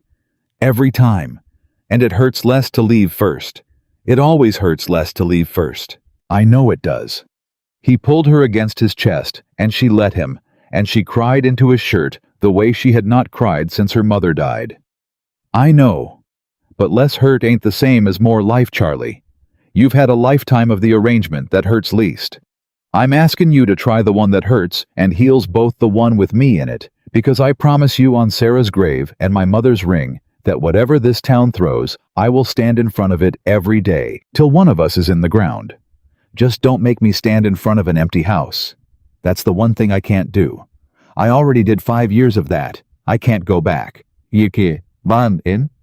"See." She clutched his shirt. "You'd really fight them. For years. For me." "There is nothing," William Carter said, "in this whole territory I would rather do with the rest of my life than fight for the right to keep settin' that fourth chair at the table." Charlotte looked up at him, and something 25 years in the making finally gave way inside her. "My mother was the only one," she whispered. "The only person who ever fought for me. And when she died, I thought that was the end of it. That nobody would ever stand between me and the world again, and I'd best get used to standing there alone, because that's what a woman like me got. That's all a woman like me got." Her voice shook. "And then a stranger in a leather vest walked past 9 pretty girls and asked me my name. And I'd do it again this minute," William said, 1,000 times over. "I believe you." She wiped her face with the back of her hand. "God help me, William, after a lifetime of learning not to. I believe you. And that's the most frightening thing that's ever happened to me." She let out a broken laugh. "It's easier to be thrown out. Did you know that? It's easier to be the one nobody wanted than to be wanted, and have it be real. Because real can be lost. Nobody can take away a thing you never let yourself have." "Then let yourself have it," William said softly. "And I'll spend the rest of my days making sure you never lose it. That's my half of the bargain. Your half is just to stay and find out I meant it." And Charlotte Carter, who had come to Silver Creek asking nothing but a chance to survive, unpacked her carpetbag. She did not know, folding her good dress back into the drawer, that the fight William swore to was closer than either of them dreamed. She did not know that at that very hour, in a lamplit office in town, Amos Dunn was learning that his forgery had been beaten to the county record, that his spy Colton had led half of Silver Creek to dig up an empty well and made fools of them all, and that the fat woman he'd mocked from the church steps had outthought him at every turn. She did not know that a beaten man is at his most dangerous. She learned it at dawn. Boone came pounding up onto the porch before the sun was full up, and he did not knock. He threw the door open, and his face told the story before his mouth did. "They're comin'," he said. "Done. And he's brought the marshal and a paper and half the town behind him for witnesses. He's not waiting on the circuit judge, Miss Charlie. He's found himself another way." Boone's chest heaved. "He's callin' it an inquest. Sayin' William ain't of sound mind to hold property. Sayin' the whole territory can see it plain as day by lookin' at who he married. He means to have a marshal declare William unfit this very mornin' and take the ranch into the town's keeping. Into his keeping. And there's a wagon of folks comin' up the road right now to watch it done." William was already reaching for his hat. Charlotte caught his wrist. "How many?" she asked Boone, and her voice was steel. "Done the marshal maybe 20 townsfolk. And Colton's riding with them bold as brass." Charlotte was quiet 1 heartbeat. 2. And then something settled over her face that William had not seen there before. Not fear, not fury, but the cold, clear, terrible calm of a woman who has just been handed at last the fight she was born for, on ground of her enemy's own choosing. "An inquest," she said softly. "In the open, with witnesses, with the marshal watching." A slow breath. "William. He thinks he's brought a firing squad to our door. He doesn't know he's just built me a courtroom and put himself in the dock and invited the whole town to sit the jury." She turned to her husband and took his face in both her hands. "Get the Bible. the one with the county receipt folded inside. And Ezra's letter, the real one. The copy's safe in the county safe, but I want them looking at his very hand. We're not going to hide from this inquest, William. Her eyes blazed. We're going to win it. In front of every last soul that ever laughed at me. And out on the road, faint at first, and then unmistakable, came the sound of many horses and many wheels, and Amos Dunn's voice carrying across the morning, calling out for William Carter to come out and answer for his madness before God and the town of Silver Creek.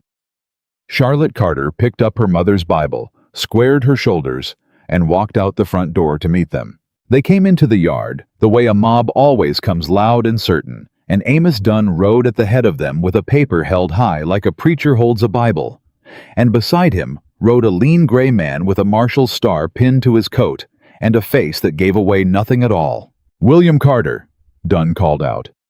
We've come on lawful business, and I'll ask you to answer it lawful. This is Marshal Reed, come all the way from the territorial seat. There's a question of your fitness to hold property, and it's going to be settled here this morning in front of these witnesses. Come down off that porch and answer for yourself. William started forward. Charlotte stopped him with one hand flat on his chest. I'll answer for us, she said low. You've got a temper he wants to see. I've got a mind he doesn't know I have. Let me. And she stepped down off the porch alone. Marshal Reed, Charlotte said, walking straight up to the gray man's horse and looking him full in the face. My name is Charlotte Carter. I'm the woman Mayor Dunn keeps calling proof my husband's lost his mind. I expect you rode a long way on that theory. Before you spend another hour of the territory's money on it, would you do me the courtesy of answering one honest question, marshal to citizen? The gray man looked down at her. Something flickered behind his eyes. Surprise, maybe, that the madman's wife had walked up bold as a bank president. Ask it. Did Mayor Dunn tell you this was about my husband's mind? Or did he tell you it was about his land? The marshal's jaw shifted. He said fitness. Then he lied to a federal officer to get you out here, and I can prove it in about 4 minutes if you'll hold these good people still that long. She turned to the crowd and raised her voice so it carried to the very back of the wagons. You've all come to watch a fitness inquest. Fine, then let's have one. But we're going to inquest into the fitness of every man in this yard, not just my husband, starting with the one who called it. A ripple went through the crowd. Dunn's face darkened. This is exactly the kind of unhinged, he began. Marshal. Charlotte didn't raise her voice. She lowered it, and somehow that carried further. 3 days ago, the mayor filed a claim against my husband's north section, alleging the original survey was corrected in 1867. She held up the sealed survey. This is that original survey. Territorial seal red wax filed and stamped by the Land Office in 1864. I'd ask you to note the date, and then I'd ask any man here who can do arithmetic to tell me how a survey gets corrected 3 years before it was ever drawn. The marshal reached down. Charlotte handed it up. He studied the seal a long moment, turned it to the light, and his gray face went very still. That's a genuine territorial seal, he said quietly. I've stamped 10,000 of them. You don't counterfeit these easy. No, you don't, Charlotte agreed. But you can counterfeit a correction date if you're a mayor with a friend at the land office and 20 years of spite to spend. Which brings me to my second exhibit. She held up the letter. This was written by Ezra Blackwood, my husband's father-in-law, the man who filed that survey dead these 5 years. Marshal, I'd be obliged if you'd read it aloud in your own voice so no one can say the Carters put words in a dead man's mouth. The marshal took the letter. He read it. And as he read it aloud, the $400, the offer to swear a false line, a poor memory's worth, more than an honest one, get off my land. The yard went dead silent, and every face in it turned slow toward Amos Dunn. That's a fabrication, Dunn said, but his voice had gone thin. Any woman clever enough to? She wrote it herself, Marshal. Look at her. She's the kind that... That's Ezra's hand, said an old voice from the crowd. Widow Hartley, who had come up in her little cart at the back, pushed forward on her cane. I've read 40 years of that man's Christmas letters, Amos Dunn. I'd know his hand in the dark. That's Ezra Blackwood, or I'm the Queen of England. So would I, said Boone, stepping up. Signed my wages in that hand for 30 years. And then a third voice from a young rancher near the front. My daddy always said Dunn tried to buy a false line off him back in the 70s. I thought it was just talk. He looked at Dunn. Weren't just talk, was it, Amos? The crowd's murmur was turning now, and Charlotte felt it turn the way you feel weather change. But she was not done. She had learned over a lifetime that a cornered man throws one last thing, and she meant to be standing where it couldn't land. And Dunn threw it. That letter proves nothing, he said, rallying, drawing himself up in the saddle. A grudge from 20 years back. Marshal, the fact remains the land office in this very county holds a filed correction dated and stamped, and it says exactly what my claim says. You can ride in and read it yourself. My paper matches the government's own record. Hers is one sealed survey and a dead man's grudge. The law goes by what's on file, and what's on file backs me. He almost smiled. So unless this clever woman means to tell us the United States Land Office is lying, I mean to tell you the man who runs it is. Charlotte didn't blink. Marshal, the correction on file was entered by a clerk named Harmon Pike. I know that because it's written on the mayor's own claim right there in your coat pocket. Go on, look. Per correction, entered by Clerk H. Pike. Now here's a thing I'd like the whole town to hear. Harmon Pike bought 40 acres of good bottomland 2 years ago on a clerk's wages of $30 a month. She let that sit. You do the sum. Marshal, a clerk doesn't buy bottomland on $30 a month. Not unless somebody's paying him on the side to enter corrections that were never true. You want the forgery? Don't take my word. Ride to the land office, pull the correction, and hold the ink to the light. Fresh ink doesn't age. A 2-year-old lie pretending to be 20 years old will tell on itself the second the sun hits it. She nodded at the survey in his hand. Dunn beat me to the government record, but he didn't beat me to the county record. I filed a certified copy of this true survey at the county seat 3 days ago, sealed and dated, where he's got no clerk to bribe. 2 records now say 2 different things, Marshal. One of us forged, and only one of us filed the truth in a place the other couldn't reach. Her eyes went hard. So ask yourself, which is the guilty hand, the one that hid the truth 40 miles off where Dunn couldn't burn it, or the one that paid a clerk to bury a lie right here at home? The marshal looked from the sealed survey to Amos Dunn, and the last of the doubt went out of his gray face. That's a real easy thing to check, he said quietly. And you're mighty eager for me not to, Amos, for a man who swears the record backs him. Dunn's mouth worked, but nothing came. There's one more matter, Marshal, Charlotte said, and then I'll let you get to your business. The mayor didn't do this alone. He put a man on this ranch a year ago to feed him our doings and thin our herd out the back door, 60-odd head gone off the tally since last spring sold quiet the money split.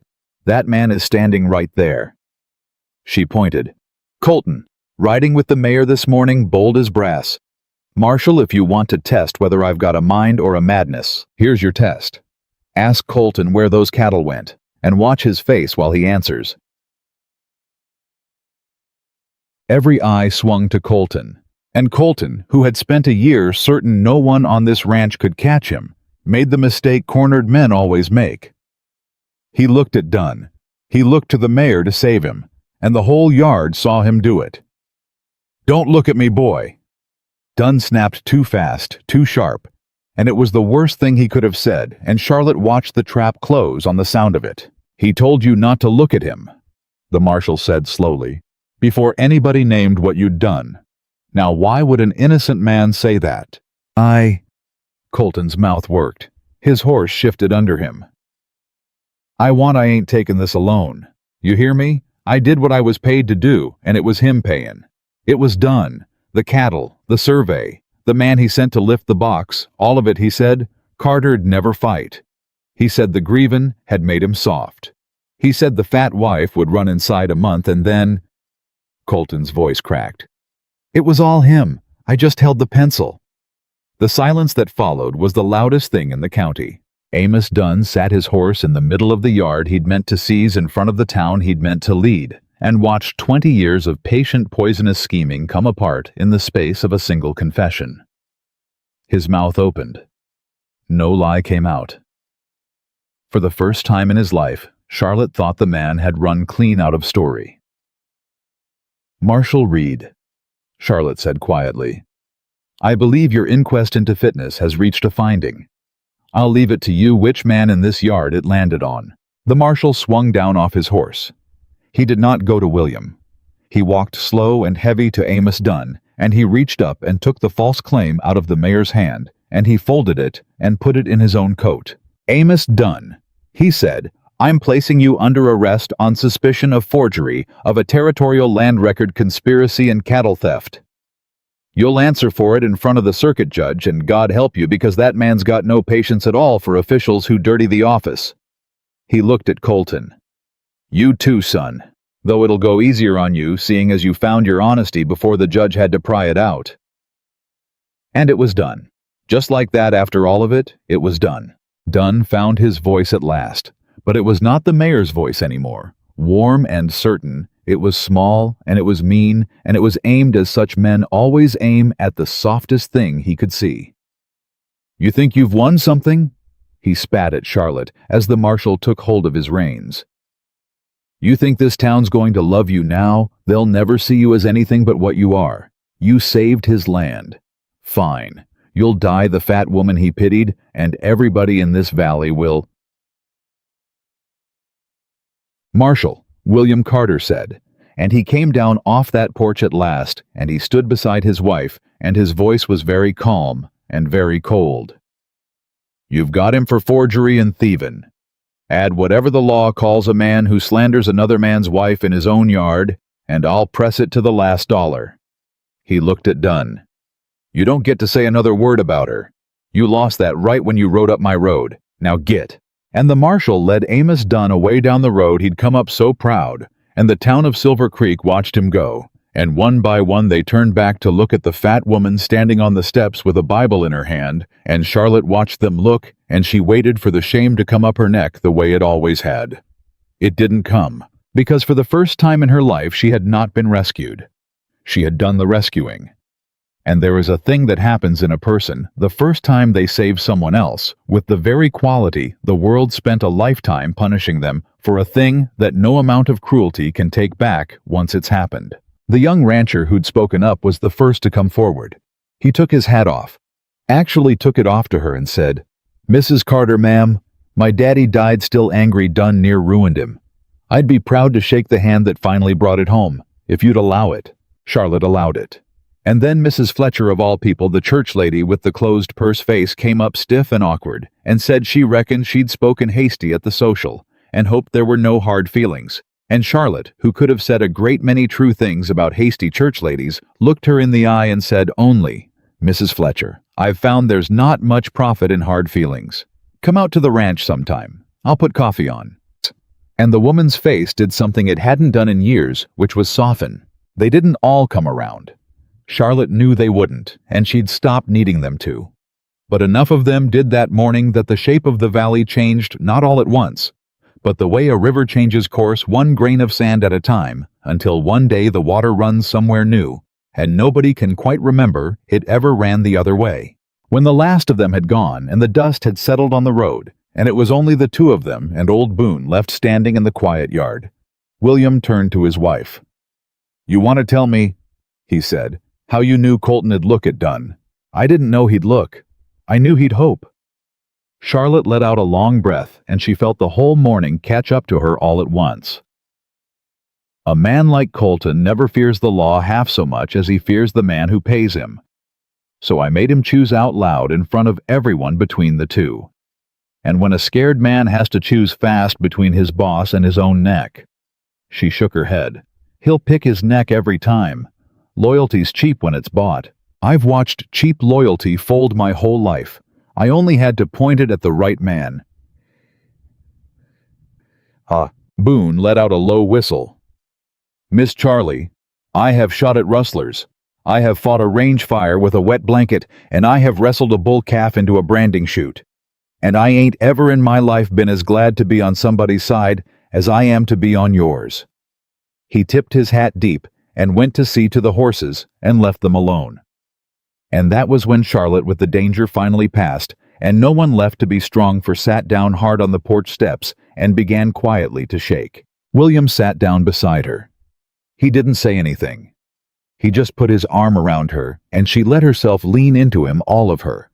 The whole weight the world had spent 25 years telling her was too much, and he held it like it was nothing, like it was the easiest thing in the world, like he'd been waiting his whole life to be handed exactly that much of somebody.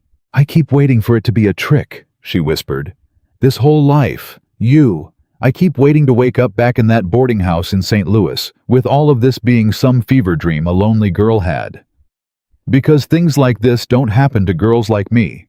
They just don't, William. We don't get the ranch and the good man and the town brought to heel. We get the back stairs and the leftover plate and the quiet." "You're not dreamin'," William said. "And you didn't get any of this. You built it. There's a difference, and I need you to hear it." He turned her face to his. "A dream gets handed to you. What you did this morning, you earned with your own mind and your own nerve. Nobody gave you a thing. You took it. And nobody, not this town, not Dunn, not the voice in your own head, nobody can untake a thing you earned." Charlotte looked at him a long moment. And then, because the morning had cracked something open in her that had been shut for a quarter century, she told him the thing she had never told a living soul. "There were 7 families," she said quietly, "in St. Louis. 7 over the years that were meant to take me on. Housework mostly, kitchen work. And every one of them let me go inside a month, and they always found a nicer way to say it, but it always came down to the same thing. That I was an eyesore. That guests didn't want to see me. That a girl my size in the front rooms made the house look poor." Her voice was steady, and that was the worst of it. "By the 7th, I stopped unpacking. I'd take the position, and I'd live out of my carpet bag ready, because I knew. I always knew. I got so I could feel the letting go coming a week before it came, like weather in an old wound." She looked at her hands. "That's why I had the bag out so quick the other night. 25 years of practice. I can pack to leave a place faster than most women can decide what to wear to it." William was quiet a moment. When he spoke, his voice was thick. "Then here's what we're going to do," he said. "Tomorrow, I'm going to take that carpet bag, and I'm going to carry it out to the barn, and I'm going to hang it up on a nail so high you'd need a ladder to reach it. And it's going to stay there empty, gathering dust for the rest of our natural lives. Not because I'd ever stop you leaving if you truly wanted to go, but because I want you to have to think about it. I want leaving to be hard. I want it to take a ladder and a good long climb and plenty of time to change your mind." He pressed his forehead to hers. "You've spent your whole life packed and ready to run. I aim to make you a home so heavy you couldn't leave it in a hurry if you tried." Charlotte laughed, wet and cracked and real. "You're going to hang my bag from a nail." "High one," William said, "highest in the barn." And she laughed again and cried at the same time, and the two of them sat on the porch steps of a house that had been dead for 5 years and was the fullest, warmest, most stubbornly living thing in the whole valley now. And neither one of them said anything for a while, because some things don't need saying once they've been shown. That evening she made supper, and for the first time she set 4 places at the table without thinking about it. Without the old flinch one for William, one for herself, and 2 more because Boone stayed to eat now most nights, and because a house that had learned to be a home did not like to sit half empty anymore. And late, when the lamp was low, William told her the thing he had never told anyone either.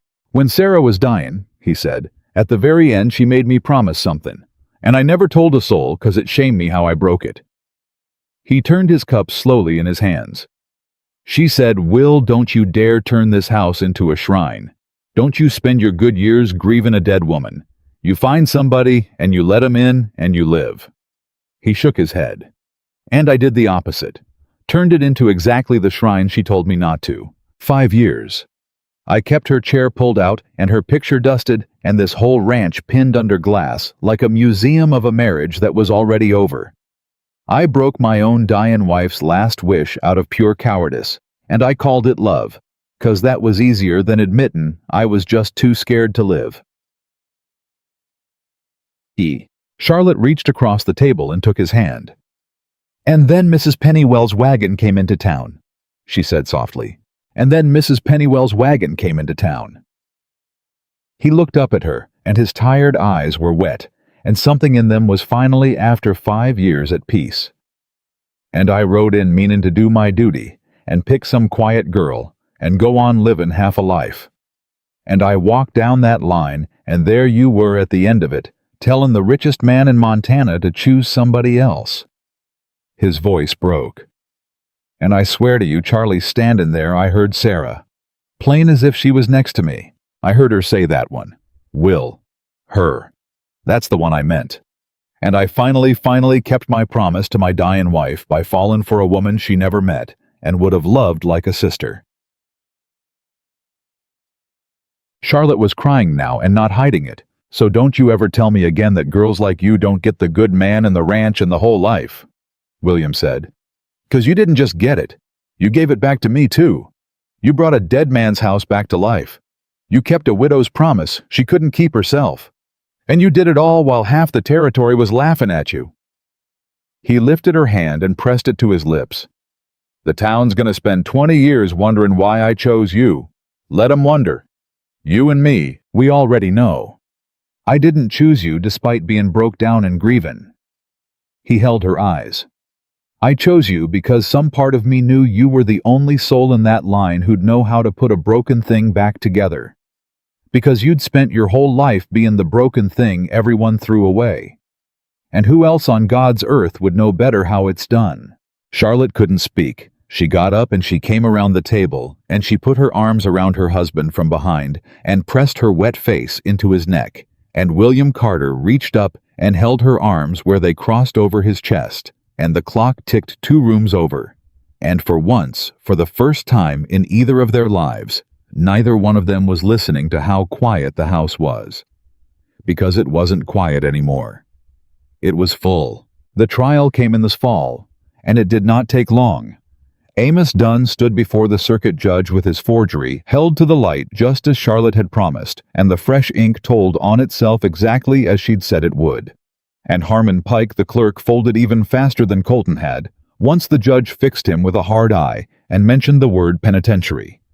Dunn got 7 years. The town that had ridden out to watch him seize the Carter Ranch stayed home the day they took him to the territorial prison, and nobody waved. But a man like Dunn leaves a hole when he goes, and Charlotte knew better than most that holes get filled. The only question is by what? It was Boone who brought the first sign of it in the dead of the following winter, stamping snow off his boots at the kitchen door. "There's talk in town," he said. "Bad talk. The Cattlemen's Trust down in the county seat's been buying up paper, mortgages, notes. Every loan half the ranchers in this valley signed in the fat years. The trust bought 'em all up quiet, and now they're calling 'em due, all at once. Middle of the worst winter in 20 years, when there's not a man in the valley with cash to pay." Charlotte set down the coffee pot very slowly. "Who runs the trust?" she asked. Boone's jaw worked. "Fella named Vance. Come up from Charleston, they say. Bought his way in last spring." And Charlotte went still because she knew that name. "Vance," she said. "Priscilla Vance, the girl who stood next to me in that line, of the Charleston Vances." She almost laughed, and there was no humor in it. "Her brother, I'd wager, or her father. She went home from Silver Creek humiliated, and it seems the Vances don't forget a humiliation any more than Dunn did." She looked at William. "This isn't about money. A man doesn't buy up a whole valley's debt to make money off ranchers who can't pay. He does it to own them, to take the land cheap when they default the way Dunn tried to take ours." She sat down slow. "Dunn came for one ranch and one wife. This one's come for the whole valley. And every family in it signed the paper themselves in a good year, so it's all legal, every bit of it. There's no forgery to catch this time. It's just the law turned into a knife." "Then there's nothing to be done," William said quietly. "If it's legal, there's always something to be done." Charlotte was already pulling her shawl on. "Legal isn't the same as unbeatable. Dunn taught me that. Get the wagon, William, And send Boone round to every ranch between here and town. Tell them there's a meeting at the church tomorrow. Tell them Mrs. Carter's got something to say about the trust, and they'd best come hungry because I'll have made enough to feed the lot of them, and a man thinks clearer with food in him." William looked at her a long moment, and then something like pride kindled behind his tired eyes. "You know they'll come," he said. "2 years ago, half of 'em wouldn't have crossed the road for you. Now they'll ride through a blizzard because you said to." "I know," Charlotte said softly. "That's the strangest part of my whole life, William. I've stopped being able to feel surprised by it. They came. 30 families threw snow to the horses' knees, and they packed into the little white church where 2 years before, Dunn had mocked her from the steps, and they turned their weathered, frightened faces to the fat woman standing at the front, and they waited for her to tell them what to do. "I'll say the hard part first," Charlotte told them. "Because you're grown people, and you didn't ride through a blizzard to be coddled. Every note the trust holds is good paper. You signed it. If it comes to a courtroom on the plain question of, do you owe the money, you lose all of you, and they take your land for pennies, and there's not a judge in the territory can stop it. That's the truth, and anybody who tells you different is selling you comfort you can't afford." The room sagged. A woman near the back began to weep. "But," Charlotte let the word ring, "I've spent 2 years reading every scrap of law I could get my hands on because a woman who's beaten one land grab tends to lie awake nights wondering when the next one's coming. And I want to know one thing before we give up. How many of you signed your notes right here in Silver Creek with old Dunn or the bank he kept his thumb on?" Hands went up, nearly every hand in the room. "That's what I thought." Charlotte's eyes sharpened. "Because Amos Dunn is in the territorial prison this minute for forging land records and paying a clerk to bury lies. A man convicted of falsifying the very documents these notes were filed alongside. And I'd bet my life, I'd bet this ranch that a bank that corrupt didn't keep clean books on anything. Dunn shaved cattle off my account with a pencil. You think he didn't shave interest onto your notes the same way? You think every one of those loans was recorded honest by an honest hand, at the rate you actually agreed to?" She swept the room. "The trust bought your paper cheap because they think it's iron.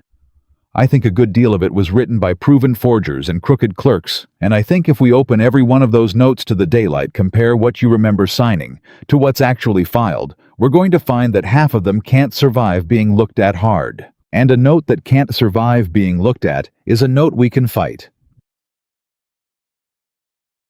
A rancher stood up. "And who's going to do all that looking, Mrs. Carter? Who reads well enough and knows the law well enough and has the sand to stand up to a Charleston bank with a wall of lawyers?" The room went quiet. Charlotte looked at them. 30 families. The same valley that had laughed at her from that very churchyard. "I am," she said simply. "If you'll have me, I'll read every note. I'll find every crooked figure Dunn's people ever wrote. And I'll stand up in that courtroom myself in front of every lawyer the Vances can buy, and I will make them prove line by line, dollar by dollar, that they're owed a single honest cent." She squared her shoulders. "I've been underestimated my whole life. I've watched proud men look at me and decide there was nothing behind my eyes worth fearing. It has cost every last one of them dear, and I intend for it to cost the Cattlemen's Trust most of all." "And why would you?" A woman called out, not unkind, just honest, a hard-faced rancher's wife, who had never troubled to hide what she'd once thought of Charlotte. "That's what I don't follow, Mrs. Carter. Half of us in this room said things about you 2 years back that we're ashamed to remember now. You don't owe this valley a thing. If it were me, I'd let the trust take the lot of you and count it justice." She folded her arms. "So why?" The room held its breath because it was the question none of them had dared ask, and they all wanted to know. Charlotte was quiet a moment. "Because I know exactly what it is to stand at the end of a line," she said finally, "and watch everybody decide your fate over your head like you're not even there. To have a thing you can't afford to lose taken from you by someone stronger, while a whole crowd of good folks looks on and does nothing because it's easier." She met the woman's eyes. "You're right. Half of you did me wrong. But I'm not doing this for the half that laughed. I'm doing it for the girl I used to be, the one nobody ever once stood up for." I couldn't save her. She's long gone. Her voice softened. But I can be for 30 families in a hard winter the thing that nobody was for me. And I find that's worth more to me than justice. It always was. For a moment nobody moved. And then old Widow Hartley from the front pew thumped her cane on the floorboards once hard. Well, she barked at the room. What are you waiting on? The woman just offered to walk into a lion's den for the lot of you. Somebody say yes before she comes to her senses. And the room said yes. Not with a vote. With a sound, a low, rolling murmur of assent that built into something Charlotte had never once in her life been on the receiving end of a whole room full of people deciding all at once that they believed in her. She had to turn away and busy herself with the coffee so they wouldn't see her face. The winter that followed was the hardest work Charlotte had ever done, and she had done hard work her whole life. Every night the kitchen table disappeared under stacks of notes and ledgers, and the county's own filing records, which she'd had certified copies of, made she never again in her life would fight a paper war without her own sealed copies safe in the county safe. And one by one, exactly as she'd promised, the crooked figures came out of hiding under her pencil. Look here, she told William one night near midnight, her eyes red from the lamplight. The Halloran note. Signed at 8%. Mrs. Halloran remembers it plain, she cried telling me. Filed at 14. Somebody added a stroke to the 8 and made it a 4 and moved it in front. 6 points of interest forged onto a widow's mortgage on 10 years of a note. She sat back. That's not a loan anymore, William. That's a robbery with a pen, and it's on 9 notes so far that I can prove, and I'm not half through the stack. William came and stood behind her chair and put his hands on her shoulders. You're working yourself to the bone, Charlie. I know. And in your condition. Charlotte went still. She hadn't told him. She'd meant to wait until she was sure, until it was safe, because a woman who'd been disappointed by every good thing in her life learned to hold hope at arm's length until it couldn't be taken back. How long have you known? She asked quietly. I've buried one wife and watched her carry a child that didn't live, William said very gently. I know the look of a woman in the early months. I've known 3 weeks. I've been waiting on you to tell me, and letting you have your privacy till you did. His hands tightened on her shoulders. I'd never have let you ride to that meeting through the snow if I'd thought it'd hurt you. But I watched you stand up in that church and give 30 families their spine back, and I thought, no, this is exactly what she'd want the child to come into. A mother who fights. Not one who folds. Charlotte reached up and covered his hand with hers, and for a long moment neither of them spoke. I was so afraid to tell you, she whispered, because everything good in my life used to be the setup for something being taken away. And this is the most good thing that's ever. William, I'm nearly out of my mind with being happy and being terrified both at once, and I don't know how to hold that much of anything. You hold it the same way you've held everything, William said. One day at a time, and not alone. He came around and knelt by her chair, this big weathered cowboy down on the kitchen floor at midnight, and he put his rough hand flat against her and looked up at her face. There's going to be a Carter in that 4th chair, Charlie, a real one. And that child is going to grow up in a house that's warm in a valley that respects its mother, and it is never not for one single day of its life gonna know what it feels like to be the one at the end of the line that nobody wants. His voice broke. You're gonna give our child the exact opposite of your whole childhood. You know that. That's the thing you get to do now. That's the thing you earned. Charlotte put her hand over his, and she wept, and this time not one tear of it was grief. But there was a courtroom still to face, and she faced it in the spring, 6 months along, and unable to hide it, walking into the county courthouse in her good dress, with a wall of Charleston lawyers on one side, and 30 ranch families packed into the gallery behind her, come to watch the woman they'd bet everything on. The trust's lead lawyer was a smooth young man who took one look at her and made the same mistake every proud man in her life had made. Your Honor, he said, almost pitying, I'm not certain the lady understands the complexity of what she's undertaken. These are sophisticated financial instruments. Perhaps the court might appoint proper counsel for these poor people, someone with the training to— The lady, Charlotte said, rising, understands the instruments fine. It's the arithmetic the trust seems to have trouble with, and I'd be pleased to walk the court through it slow so nobody feels rushed. She lifted the first note. Exhibit 1. The Halloran Mortgage, signed at 8%, filed at 14.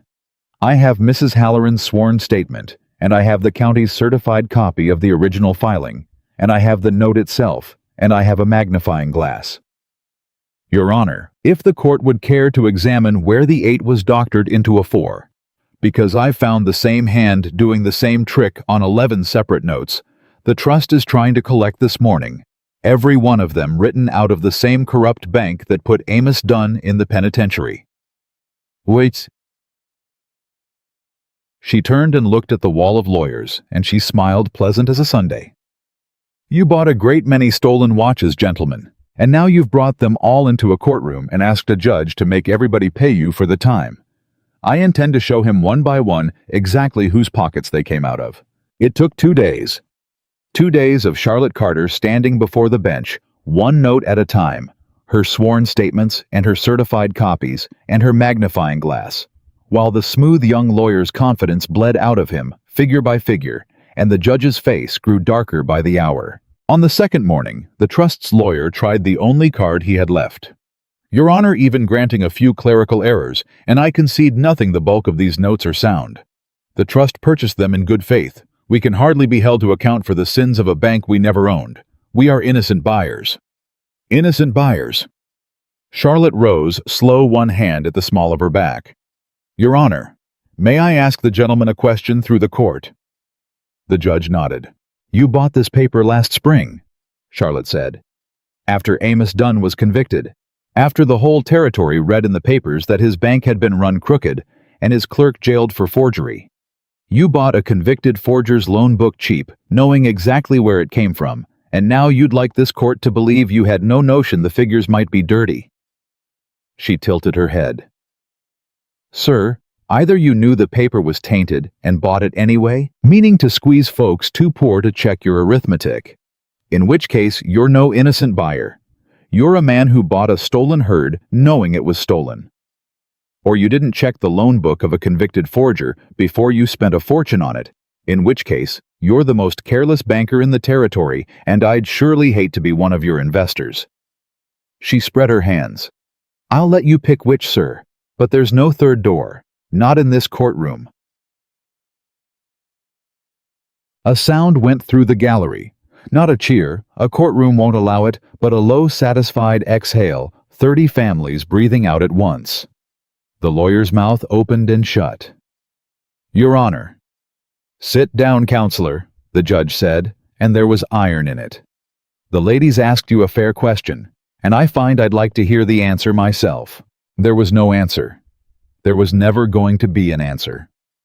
Charlotte had learned long ago how to build a room a man couldn't walk out of, and she had built one plank by plank over 2 days, and now the smooth young lawyer stood in the middle of it with nowhere left to stand. And when it was done, the court ruled that the tainted notes, every one that came out of Dunn's bank, were unenforceable as filed, and would have to be reissued honest at the rates the ranchers had actually agreed to if the trust wanted to collect at all.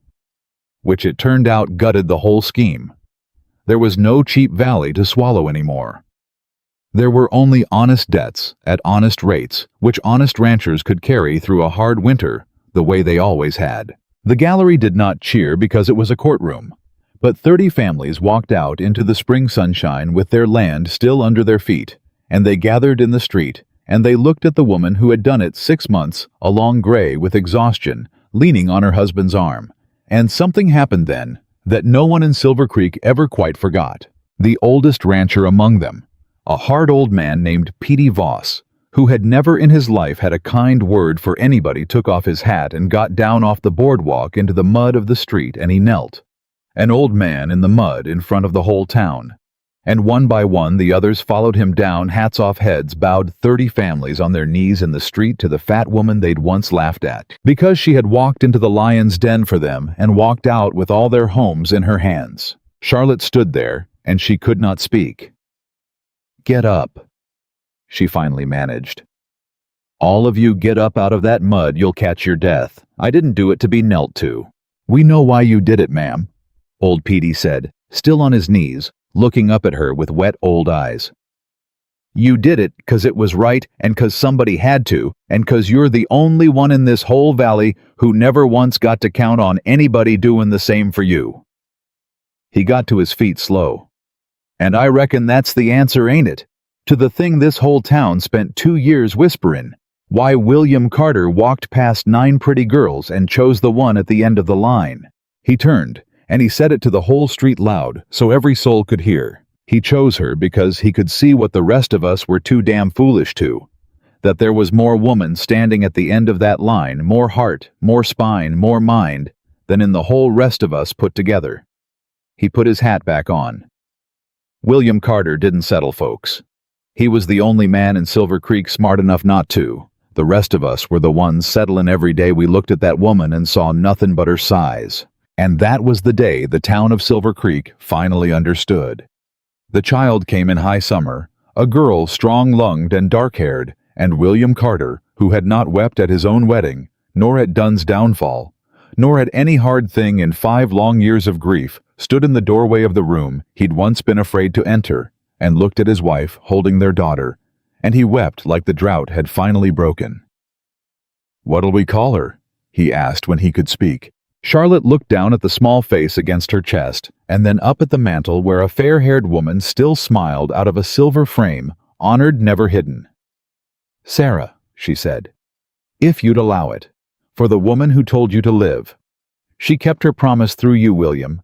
The least we can do is keep her name." And William Carter had to leave the room a moment, because there are some kindnesses a man can't stand up under all at once. They set a 5th chair at the table that autumn, and then in the years that came a 6th for a son, and the Carter ranch that had sat silent for 5 years grew so loud with children and hands and neighbors and Sunday suppers that Charlotte would sometimes stand in the doorway of her full warm kitchen and press her hand to her mouth, overcome, remembering the girl who had lived out of a carpet bag ready to run, certain to her bones that she was too much for any place to hold her. That carpet bag hung on its nail in the barn all her life, exactly as William had promised, high up in the rafters, empty, gathering dust. Their children grew up asking why their mother kept an old ruined bag they weren't allowed to take down, and Charlotte would only ever smile and say it was to remind her of something. She never told them what. But William knew, and Boone knew, and once a year on the anniversary of the day, a rich cowboy walked past 9 pretty girls to the end of a line. Charlotte would walk out to the barn alone and stand under that nail and look up at the bag she had never once had to pack again, and she would say a quiet word of thanks to her mother, who had told her long ago not to let the world make her small. Widow Hartley lived to hold both children, and when she passed gentle in her sleep, they found she'd left the whole of her small estate to Charlotte with a note in her shaking hand that said only 40 years too late, "Somebody like me finally got her ending. Thank you for letting an old woman watch." Priscilla Vance's family lost their shirts on the Cattlemen's Trust and never showed their faces in the territory again. Amos Dunn served his 7 years and came out an old broken man and moved away where nobody knew him and Charlotte. When she heard, felt no triumph at all, only a distant tired pity for a soul who had spent 60 years so hungry to be big that he'd starved himself to nothing. And on summer evenings when the work was done and the children were abed, William and Charlotte Carter would sit on the porch of their loud, full-living house, 2 wooden chairs pulled close, and look out at the valley that had learned 1 grain of sand at a time to love the woman it had once mocked. "You ever think," Charlotte asked him once, "what would have happened if I'd got in that wagon and left that first day, before you ever said a word?" "Every day of my life," William said. "And then I look up at that nail in the barn, and I remember you didn't." He took her hand. "The world saw your size, Charlie. Every soul in that line, every whisper in that churchyard, every proud man who ever looked at you and looked away. They all saw your size. I know, Charlotte said softly. I saw your soul.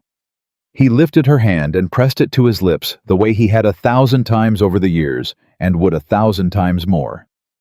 And I want it on my gravestone when they lay me down, not my name, not the ranch, just that.